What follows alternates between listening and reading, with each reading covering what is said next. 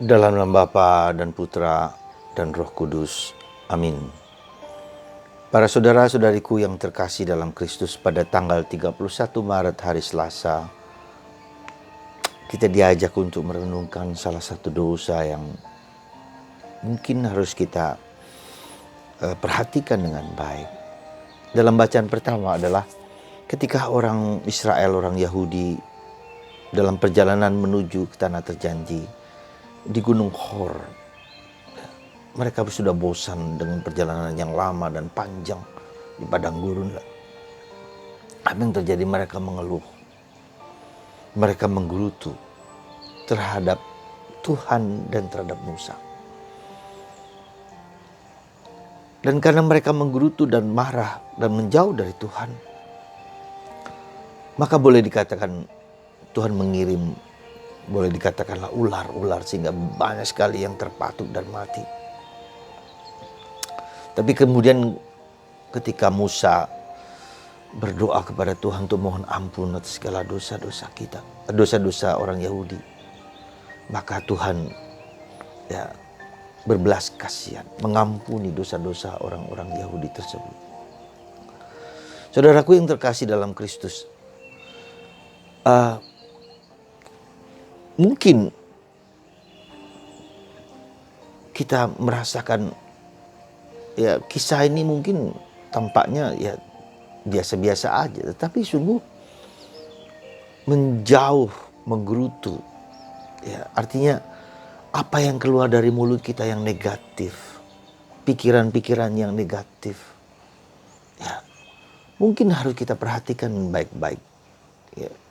Mulut yang jelek, mulut yang dalam tanda petik, dalam mulut yang kotor, maka kita sejak kecil dilarang untuk ngomong yang jelek, yang jahat, yang gak bagus. Binatang lu, anjing lu, dan segala macam jenis-jenis binatang, jenis kebun binatang itu kita dilarang. Itu menunjukkan kepada kita ada sesuatu yang jauh lebih dalam dari bukan hanya omongan yang kasar, yang kotor, yang jelek, tapi apa yang ada di dalam hati. Meskipun mungkin itu tidak kepada Tuhan, tetapi itu juga akan menunjukkan siapa kita yang sebenarnya. Jadi saya mengerti bahwa kemurnian, ketulusan hati itu bersumber dari puritas cordis, hati yang bersih, hati yang murni, pikiran yang murni, tidak punya pikiran yang negatif, yang jelek, yang jahat. Nah, saya menduga dengan hoax yang begitu berkelimpangan, begitu luar biasa, orang berpikiran yang sangat-sangat negatif, yang tidak perlu dikomentari negatif, dan itu menunjukkan kemurnian hati seseorang. Ada sesuatu dalam batinnya yang kotor, yang jelek, yang busuk gitu loh. Dan itu akan apa yang ada dalam pikiran kita akan memancarkan keluar, dan itu menunjukkan kepribadian kita. Bayangkan di mana Ibunda Jokowi yang meninggal pun masih juga. Bayangkan, orang sudah meninggal loh, dikomentari yang aneh-aneh, yang gak jelas. Aduh, keterlaluan gitu loh, sangat keterlaluan. Nah, maka udahlah, kita gak perlu ngurus orang lain, tapi mungkin kita perlu menyadari lebih dalam tentang apa yang disebut puritas cordis, hati yang murni, hati yang bersih. Mungkin ada banyak batu-batu kekeras kepalaan kita.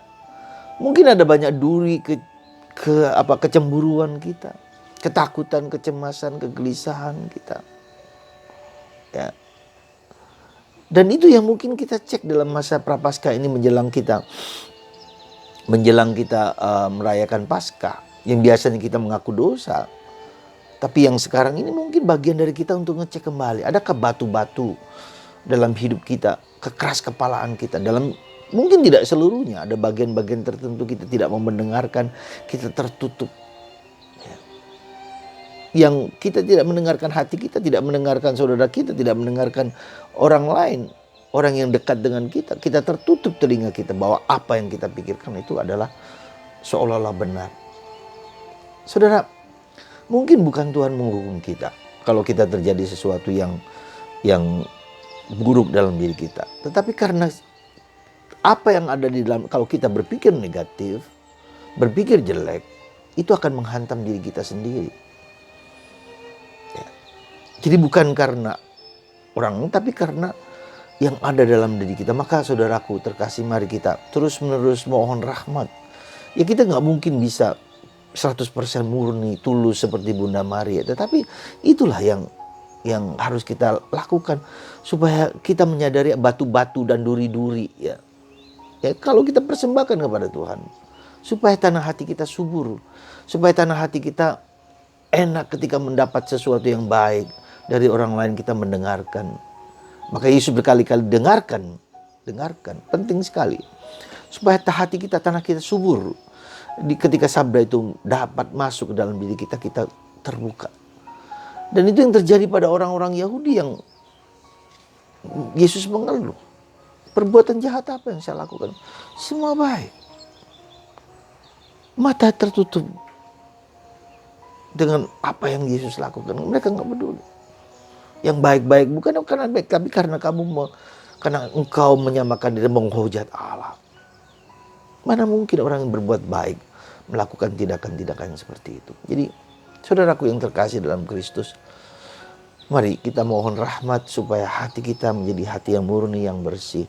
Dan kalau ada banyak batu, ada banyak duri, keraguan, kecemasan, kegelisahan, ketakutan, apapun juga yang membuat duri-duri dalam diri kita, persembahkan kepada Tuhan. Kita mohon Tuhan sendiri yang membersihkan hati kita di masa prapaskah ini. Sekali lagi, semoga Anda, kita semua memeriksa batin kita. Mohon hati kita seperti hati Bunda Maria. Mohon bantuan Bunda Maria. Tuhan memberkati Anda. Menguatkan Anda sehingga ada damai, ada kekuatan, ada kesatuan, ada cinta kasih, mendengarkan orang lain. Hati yang subur bagi Allah. Tuhan memberkati Anda semua. Dalam nama Bapa dan Putra dan Roh Kudus. Amin.